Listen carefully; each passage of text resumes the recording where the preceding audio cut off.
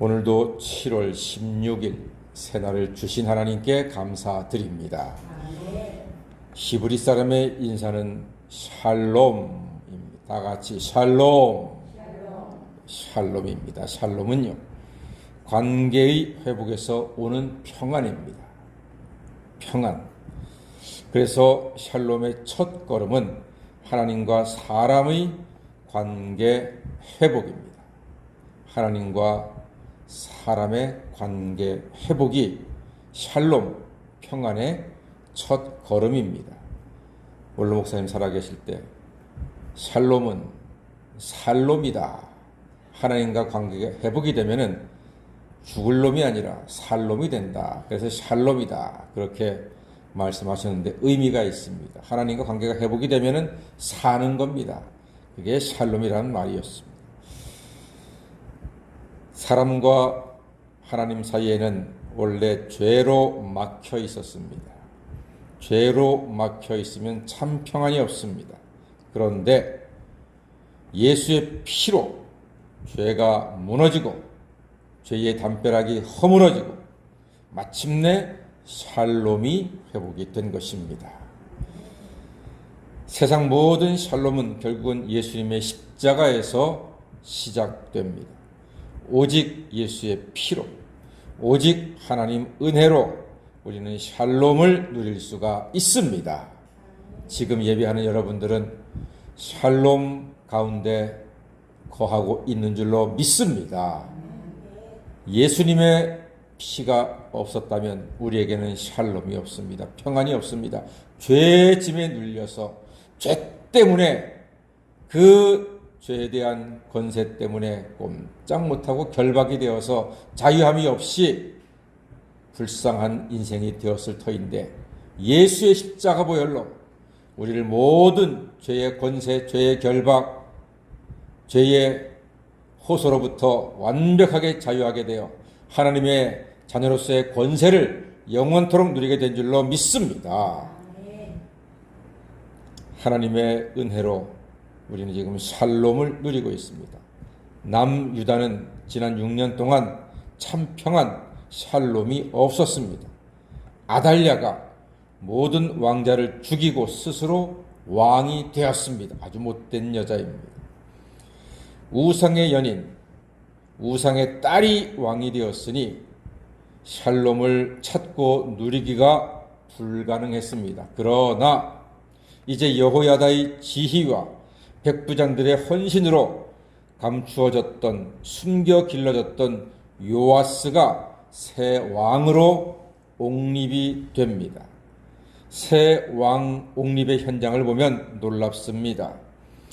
새 왕 옹립을 본 아달랴는 14절 말씀에 옷을 찢으면서 반역이로다, 반역이로다 이러고 있단 말입니다. 그러나 여호야다는 아달랴를 성전 밖으로 끌어내어서 성전 밖에서 죽임으로 성전의 거룩함을 지켜냈고 하나님의 뜻을 이루는데 헌신하게 되었습니다. 여호야다는 새 왕 요아스와 백성 사이에 언약을 세우게 하고 백성들은 하나님의 뜻을 확인한 후에 18절을 행합니다. 18절 한번 다 같이 읽어볼까요? 어떤 일을 합니까? 시작. 온 백성이 바알의 신당으로 가서 그 신당을 허물고 그 제단들과 우상들을 철저히 깨뜨리고 그 제단 앞에서 바알의 제사장 맏단을 죽이니라. 제사장이 관리들을 세워 여호와의 성전을 수직하게 하고 그렇습니다. 바알 신당을 허물고 제단과 우상들을 철저히 깨뜨렸습니다. 모두 깨뜨렸습니다. 남기지 않고 다 끝장을 내버렸습니다. 이로써 유다 땅에 있던 바알의 그림자는 모두 제거가 됩니다. 참으로 긴 시간이었고 쉽지 않은 여정이었습니다. 마침내 바알의 신전은 변소가 되었고 마지막 남아있던 모든 악한 자들도 다 철저하게 진멸이 되었습니다. 바알의 딸로서 왕노릇했던 아달랴도 성전 밖에서 목숨을 잃고 마지막 남았던 한 사람 어린 요아스가 왕이 되는 것입니다. 우상이 제거되자 드디어 샬롬이 회복되었습니다. 한번 볼까요? 20절 말씀, 샬롬이 회복됩니다. 이 장면 다 같이 보겠습니다. 시작. 온 백성이 즐거워하고 온 성이 평온하더라. 아달랴를 무리가 왕궁에서 칼로 죽였더라. 이에 평안을 위해서는 아달랴가 죽어야 했습니다. 악한 자 아달랴, 백성들을 우상의 구렁텅이로 몰아넣었던 아달랴, 온 나라에 강포와 횡포와 잔인함을 쏟아부어서 백성들을 두려움에 떨게 했던 아달랴, 그 아달랴가 죽자 온 성이 평안을 회복했다. 이렇게 성경이 기록하고 있습니다. 원래는 아달랴도 평화를 이야기했습니다. 그러나 그 평화는 거짓 평화였습니다. 우상 속의 평화였습니다. 잔인함 속의 평화였습니다. 진정한 평화가 아니었습니다. 우상이 파괴되고 제거됨으로써 드디어 평안이 회복되어 있습니다. 사랑하는 성도 여러분, 우리 마음속에 남아있는 우상이 혹시 있습니까? 우상은요, 미안하지만 다른 게 아니라 하나님보다 더 사랑하고 더 의지하는 것, 그것이 우상이 될 수도 있음을 기억하셔야 합니다. 우리가 망각하고 잊고 살기 쉽습니다.